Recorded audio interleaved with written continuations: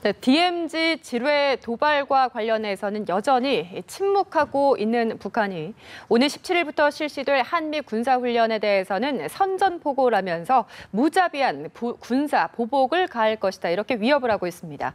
한편 내각 총리인 최영건이 총살 처형이 됐다 이런 소식이 들려오고 있는데요. 총살된 이유는 무엇인지 이 시간에 짚어보도록 하겠습니다. 성신여대 국제정치학 전공의 김열수 교수 나오셨고요. 북한대학원 대학교 양무진 교수 자리했습니다. 어서 오세요. 네, 안녕하세요. 안녕하세요. 일단 DMZ 지뢰 도발 이후에 북한에서 어떤 입장 표명도 하지 않고 있습니다. 아직까지는 아무런 이야기도 없다 이렇게 보고 있는데요. 김정은이 고민하는 게 어떤 걸까요? 어떤 상황을 좀 보고 있는 걸까요? 글쎄요, 이제 옛날 같으면 같이 공동조사하자. 그렇지 않으면 우리 그런 적 없다. 뭐 이런 식으로 뭔가 나와야 되는데. 그때 천안함 때 그런 이야기가 나왔었죠. 아무 얘기도 지금 안 나오고 있어서 몇 가지 이제 우리가 추론을 좀 해볼 수가 있는데요. 제가 볼 때는 한 3가지가 가능할 것 같습니다. 우선요.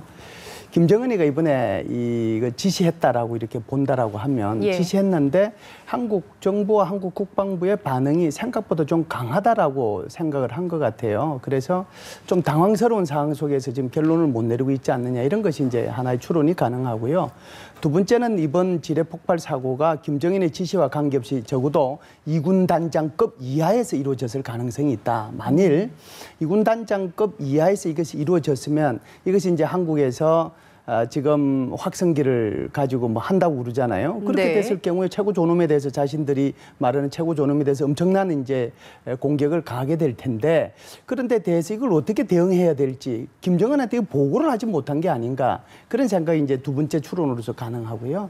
세 번째는 사실상 지금 한국에서 쏟아내고 있는 다양한 이제 대응책들이 있지 않습니까? 그 다양한 대응책들과 그다음에 이번에 그 대응 조치라고 할까요? 군의 대응 조치 또 청와대의 대응 조치에 대한 남남 갈등 여부까지 다 확인하고 난 뒤에 북한이 어떠한 조치를 취할지를 내놓지 않겠느냐. 제가 볼 때는 이 3가지 추론이 같이 복합돼서 아직까지 구체적으로 내놓지 못하고 있지 않느냐 이런 생각이 듭니다. 그렇습니다. 양 교수님, 일단 뭐 이런 도발이 있을 때는 대개 김정은 위원장의 직접 지시로 이루어지는 것이 아닙니까? 보통 어떻게 좀 보고 계십니까? 그렇겠죠. 지금 이제 북한군의 최고사령관은 김정은 제1위원장 또 그리고 유일 영군 체계 이야기하고 있지 않습니까? 그렇다면 김정은의 지시가 없이 과연 그 일선 지휘관들이 이렇게 할 수 있을까?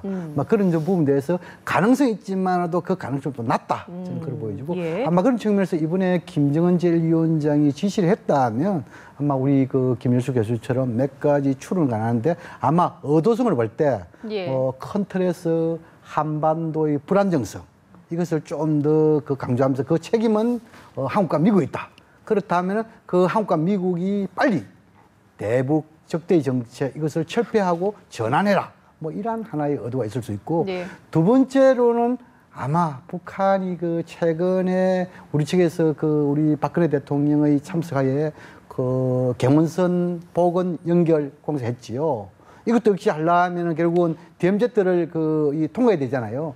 두 번째는 또 DMZ 평화공원조선 이 사업이 있죠. 아마 이런 부분에 대해서 북측에서 지금 문제 한반도의 엄중한 상황에서 무슨 철도 연결 사업이고 평화공원조선 사업이냐. 여기에 대한 일종의 견제구 이런 의도가 담겨 있는 것이 아닌가 생각됩니다. 네, 글쎄 이게 무슨 생각을 하면서 지금 이렇게 침묵을 지키고 있는지는 모르겠습니다만은 이런 사실 뭐 비인간적인 도발이라고 할 수가 있을 것 같습니다. 침묵을 하고 있는데 일단 오는 17일부터 진행될 한미 군사훈련인 을지 프리덤 가디언 훈련에 대해서는 어떤 좀 입장을 내놨습니다. 발끈했다 이렇게 전해지고 있는데요. 북한의 입장을 좀 들어보시고 대담 이어나가도록 하겠습니다. 화면 함께 보시죠. 우리의 강력한 경고와 내외의 한결같은 반대에도 불구하고 오는 17일부터 대규모의 을지 프리덤 가디언 합동군사 연습을 끝끝내 강행하려 하고 있다. 만일 미국과 괴뢰배당이 기어이 손불질을 한다면 빈말을 모르는 백두산 혁명 강군은 무자비한 불손하기로 도발자 침략자들에게 선군조선의 본때를 단호히 보여줄 것이다.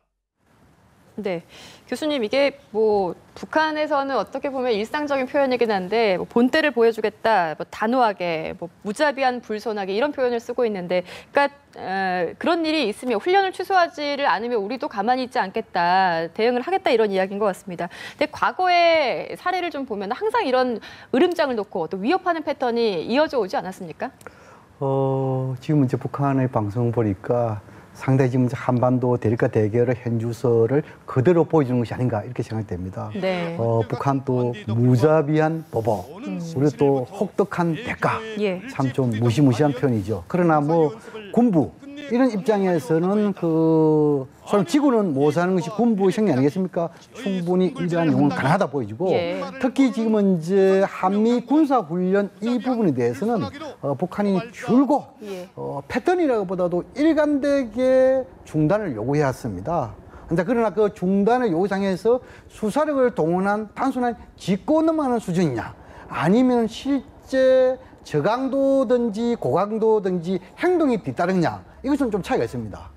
일례로 김대중 노무현 정부 시절에 한미 군사훈련을 했습니다. 그때는 주로 북한이 짚고 넘어가는 수준이었죠. 그러나 그 이명박 정부 들어와서 지금까지는 네네. 아마 이런 강력한 수사력을 동원한 이러한 혹독한 이야기를 하면서 예. 저강도 또는 중강도 정도의 맞대응 무력 시위를 했습니다. 일례로 뭐 개성공단 출입 통제를 엄격히 한다는 건 정리했고, 또 그리고 단거리 미사일 발사라든지 네. 또는 그 방사포 발사라든지 이런 차원에서 북한이 나름대로 맞대응 무력 시위를 우리 한미 군사 훈련 시기에 맞춰 해왔다, 이렇게 이해하면 될 것 같습니다. 네, 근데 북한에서 계속 중단 요구를 하더라도 우리가 한 번도 지금까지 취소한 적은 없지 않습니까? 그런데 이제 70년대 보면은 팀 스피릿 훈련이 시작됐죠. 예. 그때 보면 이제 남북 대화 연관돼 가지고 때론 뭐 그 규모를 줄이고 일정을 줄인 측면도 있고, 또 아마 92년도 3년도경에는 이 훈련을 중단한 사례도 있습니다. 아. 그러나 그 이후에는 예. 주로 이제 우리가 좀 이 포용 정책 시기에는 좀 예. 로키로 가가지고 훈련을 하되 예. 좀 우리가 내부적으로 좀 알차게 훈련하는 그런 측면, 북한에 뭐 서로 이렇게 보여주는 그런 차원은 아니고, 그러나 이제 그 2010년 천안함 사태 이후에는 상당 부분 최첨단 장비, 군사 장비, 또 그리고 대규모의 병력을 동원해가지고 북한 압박하는 훈련을 했지요. 그렇게 이해하면 될 것 같습니다. 그렇습니다. 우리 국방부에서는 만약에 북한에서 도발이 있으면 우리도 가만히 있지 않겠다 이렇게 이야기를 하고 있는데요. 이게 좀 한편으로는 걱정이 되는 게 훈련 기간 동안에 자칫 잘못하다가 극한의 상황까지 대립을 하는 거 아닌가 이런 우려가 되기도 하거든요. 예, 북한이 왜 팀 스프리트 훈련 과거에 했던 것을 네. 무서워하고 지금 하고 있는 얼지 프리덤 가이던 이걸 왜 무서워하느냐면 이것이 한미 연합 훈련이잖아요. 어마어마한 훈련이거든요. 이것이 물론 이제 방어에 초점을 맞춘 훈련이긴 하지만 이 훈련이 언제 공격으로 전환될지 모르잖아요. 북한 입장에서는 항상 이 한미 연합 훈련이 언제 훈련을 하다가 정말 전쟁으로 전환될지 모른다는 이 불안감이 있는 거예요. 네. 그렇기 때문에 옛날에 팀 스프리트 훈련을 하든 지금 한미 얼지 프리덤 이 훈련을 하든지 간에 이때 되면은 북한도 스스로 전체가 북한 군뿐만 아니라 북한 사회 전체가 방어 태세로 들어가게 됩니다. 그렇기 때문에 이제 이 훈련에 대해서 걱정을 많이 하고 하는 건데, 사실상 북한이 이 기간 동안에 도발하리라고는 생각을 못 하죠. 왜 그러냐면 이 기간 동안에 이제 미국의 중요한 군사 자산들이 들어오거든요. 항공모함이 들어오기도 하고요. 그다음에 F-22 랩터라고 하는 그 전투기, 그러니까 스텔스죠. 그것도 들어오기도 하고 U-2라고 하는 폭격기도 들어오기도 하거든요. 지금 현재 폭격기 세대도 감에 와 있습니다. 감에 와 있는데 그것이 뭐 여기서 한 3,000km 떨어져 있으니까 금방 한국에 올 수 있는 거죠. 이런 상황 속에서 북한이 훈련하는 기간 동안에 예를 들면 뭐 도발을 한다라고 하는 것은 자기 스스로 무덤을 판다라고 봐야죠. 적어도 훈련 기간 동안에는 북한이 도발의 도자도 못 꺼낼 겁니다. 단 지금 예. 우리 양무진 교수가 얘기한 것처럼 무시무시한 표현은 과거에도 그랬듯이 어제도 그랬고 내일도 또 그렇게 표현을 쏟아낼 거예요. 연합훈련에 대해서 북한이 어느 정도 좀 인지를 하고 좀 두려워하는 그런 훈련임에는 분명한 것 같습니다. 이 와중에 북한이 탈북자 단체에게 위협을 한 내용이 있는데요. 광복절 전날, 그러니까 14일인데 대북전단을 살포하면 조준사격하겠다 이렇게 이야기를 한 내용이 있거든요. 근데 실제로 지난해 10월에 보면은 대북전단 이렇게 풍선 날아가는데 고사포를 실제로 좀 쏘지 않았겠습니까? 이번에도 비슷한 상황이 연출될 가능성이 있을까요? 그래서 이제 그 연천 사건처럼 이렇게 재발되면 안 되겠죠. 근데 지금은 이제 이 남북 당국 간의 그 불신고리 깊고 또 특히 현안마다 입장차이 크잖아요. 예. 더 나아가서 지금은 이제 우리가 그 이 비무장지대에서 확성기 이 부분에 대해서는 북한이 상당 부분 여기 대해서 많은 지금 이제 대비를 할 것이다 저런 걸 보거든요.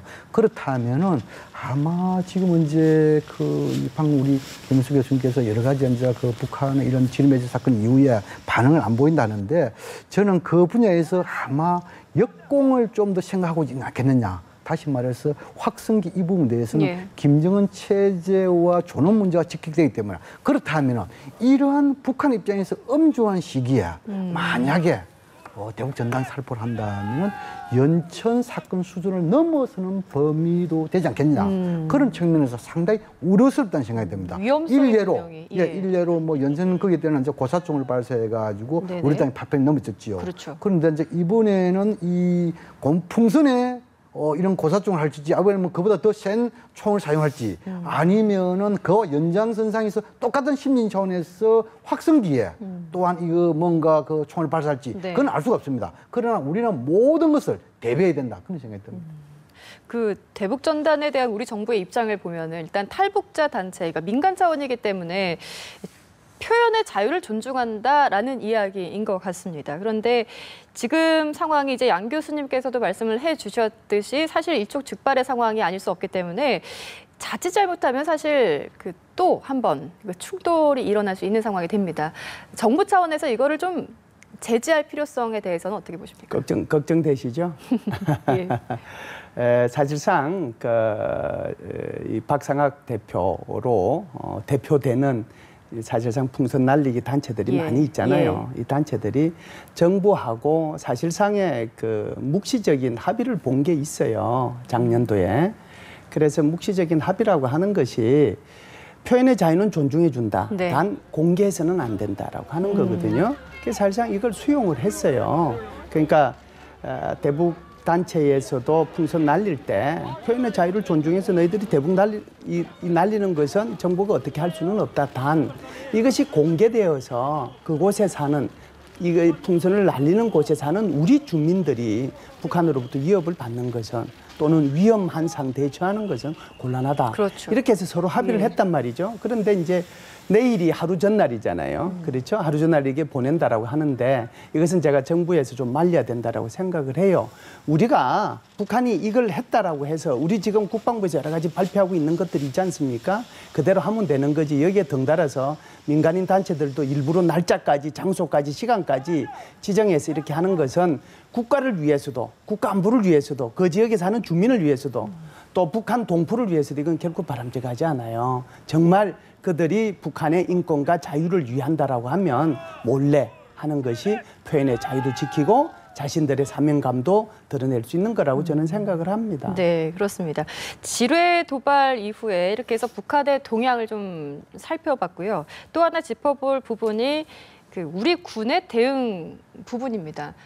혹독한 대가 이야기를 했는데 이게 대응 부분이 계속 도마 위에 올라서요. 대북 확성기 방송을 재개했고 물론 북한이 좀 두려워하는 부분이라고는 하지만 뭐 DMZ 화공작전이라든지 북한을 이게 위협할 수 있는 조치가 적절하다고 보시는지요? 아니면 그 이상의 뭔가가 좀 필요하다고 보시는지요? 그렇습니다. 북한이 우리 측 지역 통로까지 와가지고 목함 지뢰를 매설했다. 예. 이것은 단순한 군사작전 차원을 뛰어넘어가지고 공작 차원을 뛰어넘어 이건 침략 행위입니다. 그래서 이것은 반드시 규탄을 받아야 된다. 그런데 여기에 대해서 우리가 확성기 여기에 대한 대응이 운운하기 전에 우리 군 또한 반성의 대목이 있다. 우리 김일주 교수님께서도 항상 잘 알고 계시지만 우리가 보통 보면 군대 생활할 때 작전은 실패할 수 있어도 경계에서 소리는 이미 있잖아요. 경계 실패해서 안 된다. 그런데 이것이 지금 뚫렸잖아요. 네. 그래서 지금은 이제 우리 두 사람 김하사와 하하사의 부상에 대해서 상당히 지금 이제 그 부분에 대해서 우리 아픈 거 있지만도 그러나 군의 본연의 임무상에 있어서는 이런 경계가 뚫린 데에서는 상당 부분 반성을 해야 된다. 그런 생각을 두고 그다음에 여기에 대해서 대응으로서 심리전상에서 이 확성기 이것이 과연 대응 조치가 될 수 있겠느냐? 네. 모르겠어요. 네. 북한 입장은 모르겠는데 저는 이 확성기 이것은 첫째, 이것은 이미 2004년도에 남북 간의 합의 사항을 파기하는 행위입니다. 북한이 파기하더라도 우리는 지키면서 북한이 지키도록 계속 설득하면서 노력해야 되는데 네. 우리 또한 북한이 안 지키면서 우리도 파기한다. 그것은 오히려 북한에 끌려갈 수가 있습니다. 두 번째로 오히려 확성기를 함몰해가지고 지금 이제 남북한 최일선에 있는 군 병사, 장병들이 네. 계속되는 상부로부터의 근무 경계 강화를 해가지고 피로감에 젖을 수 있어요. 피로감에 젖으면 결국은 우발적인 충돌이 있을 수 있다는 거죠. 우발적인 충돌이 있으면 결국적으로 뭐겠습니까? 국지전으로도 갈 수 있다는 것이죠. 그런 측면을 봤을 때 저는 이 확성기, 심리전 이것이 지뢰 매설 사건에 대한 하나의 혹독한 대가, 보복, 적절한가? 이는 군사당국에서 다시 재검토해야 된다.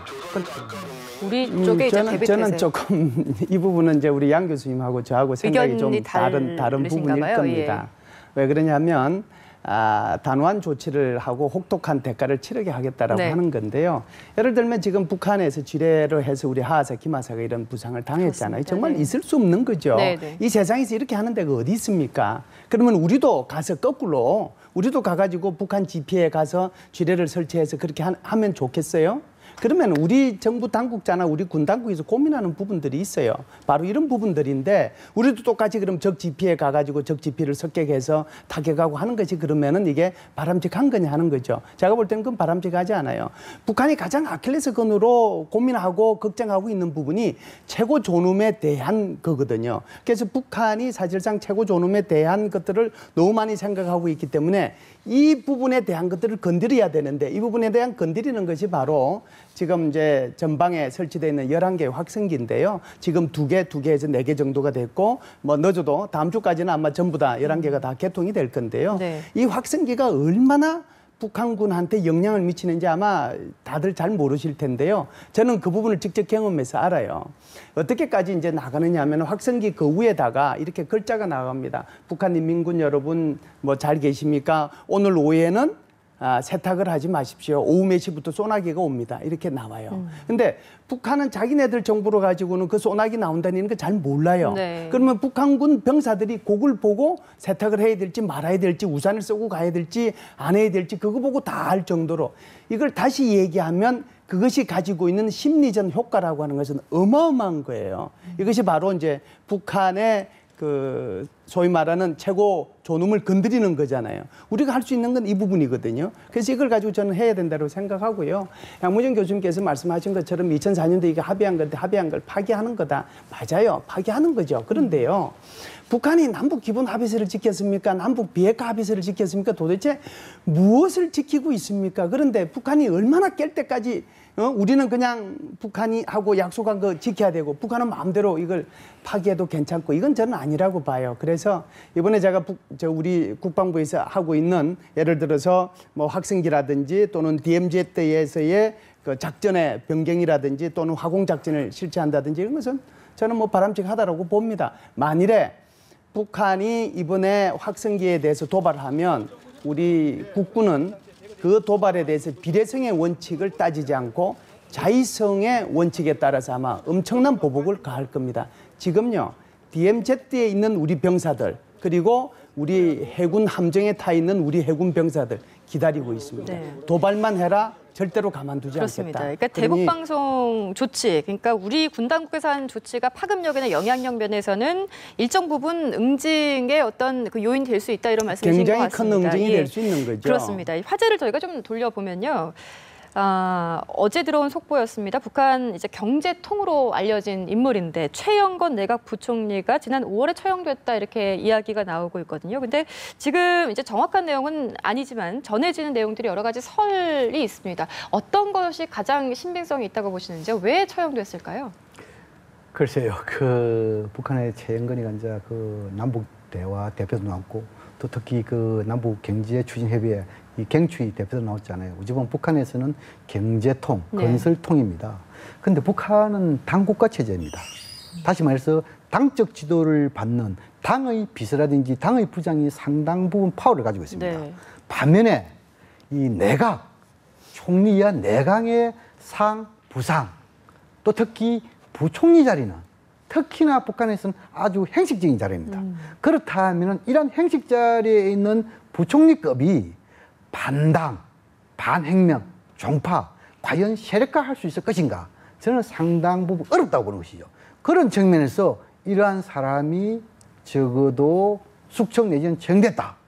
이것은 좀 설득이 떨어진다는 부분이죠. 단지 북한에서 최근에 많이 이야기하는 양봉엄이라고 있지요.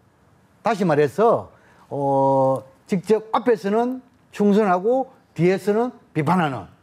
그렇다면 아마 이 숙청이 됐다면, 설득이 떨어지지만 숙청이 됐다면 아마 이 최영건 이 부총리가 뭐 여러 가지 김정은 제1위원장의 지시사항에 대해서 좀 뭐랄까 속도를 내지 못하면서 제때 이행을 못하던 그런 측면에서 질책을 받고 그 이후에 아마 좀 뭐랄까 그 도청 같은 데 해가지고 좀 양봉엄의에 걸려든 것이 아니겠느냐. 저는 그렇게 분석을 합니다. 그 김정은 위원장의 이제 간부급들에 대한 공포 정치가 계속 이어지고 있는 상황에서 처형설이 맞다면 왜 처형이 됐을까 이런 여러 가지 추측들이 나오고 있는 상황인데 김정은 본인도 이게 글쎄 공포 정치가 좀 길어지면 본인의 이미지에도 좀 부정적인 영향이 있을 것이다. 이 정도는 알 거란 말이죠. 근데 이걸 멈추지 않고 계속 시행하는 이유가 있을 텐데 뭘 얻고자 하는 걸까요?